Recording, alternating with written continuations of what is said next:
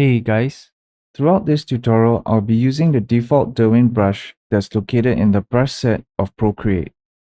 I first start off by using the positive shapes as a guide for finding the proportions before locating the positions of the top of the eyelid and the bottom of the eye. Next, I proceed to find the size of the iris inside the shape of the eye. And lastly, I added the shape of the eyelashes before applying some simple shading to the iris. As I'm drawing with the digital medium, I often use the warp tool to adjust my shapes as I go. I find that the more you understand the eye anatomy, the easier it will be when drawing the eyes. To do that, we first start by looking at the skull. The two square indentations that you see are known as the eye sockets. That is where our eyeballs sit.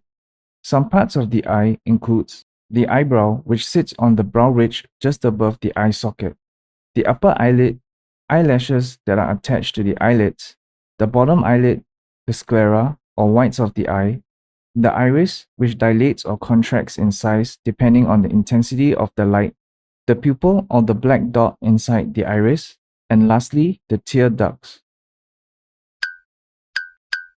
Moving on to the eyeballs, the inner surface that you see is known as the iris. The transparent dome covering the iris is called the cornea. Both of these are convex in shape. The top part of the iris is usually in shadow. This shadow is casted from the eye ridge on top of the eyeballs as it can act as a protective shelter.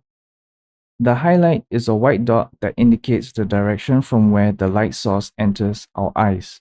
As our light source in the example is coming from the top, our iris will bounce the light back out towards the bottom, causing the bottom of the iris to appear lighter in value.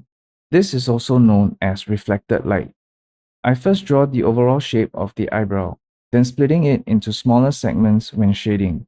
I shade in the general direction of the hairs that grow on the eyebrow region, up and away from the center of the head. As the eyebrow sits on the brow ridge located just above the eyeballs, I like to use the negative space that is formed in between to find the position of the eyebrow.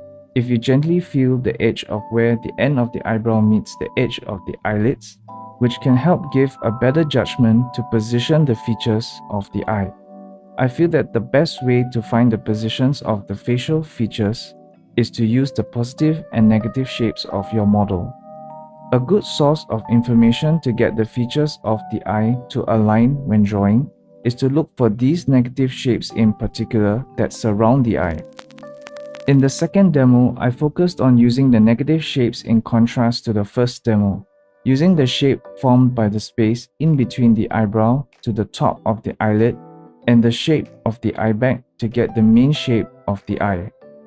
I then proceed to find the negative spaces on the sclera or the whites of the eyes to locate the position of the iris. After defining the eyelashes, I located the eyebrow by using the same shape as before, finishing the eye with some shading on the iris and adding some highlights. I feel like it is best to use both the negative and positive shapes as I approach my drawings. However, this is only one of the many other methods that you can use when approaching your drawings. Often, I find using a combination of different methods that work best for you will help improve your art in general.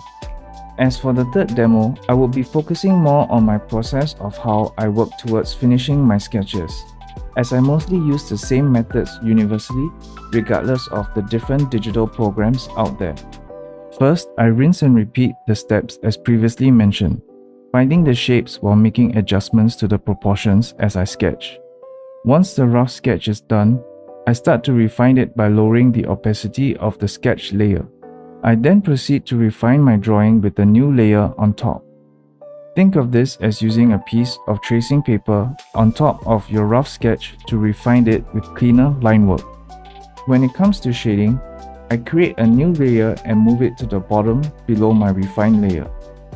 This way I can shade on the layer below and erase out unwanted areas without having it affect the refined drawing. Whenever you are unsure, the advantage of working with digital mediums allow you to try things on separate layers before deciding whether or not you want to commit to those changes. Once this is done, I use lighter values to indicate the highlights and reflected lights on a new layer on top of my refined layer. Once you are comfortable with drawing the eye from the front view, by starting with a circle for the eyeball and the use of references, you can then apply the same steps to turn the eye. The more you familiarize yourself with the anatomy of the eye, the easier it will be to draw the eye in different directions. Once you are satisfied, you can start to refine your drawing on top of the simplified sketch by adding more details and designs. Now let us use what we have learned and put it into application. I first sketch out the eye line where I can use it as a guide to place my eyes as I sketch.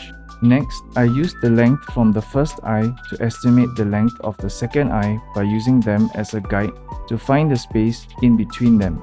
I spent some time here to establish a simple structure of the nose. Even though I'm only focused on drawing the eyes, the nose structure helps to keep my brain to think in three-dimensional forms as I draw, while using the digital tools as an advantage to move things into place. If you wish to see more of the tools I like to use when drawing on Procreate, be sure to check out the link at the top.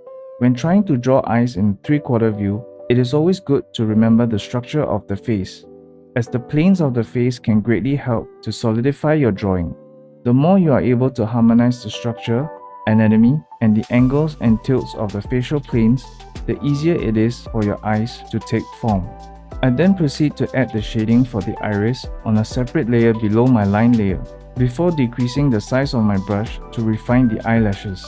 As mentioned, by working on separate layers will allow you to have more control, especially when you need to erase your mistakes without affecting the entire drawing. I then finish the drawing with some highlights on the eyes.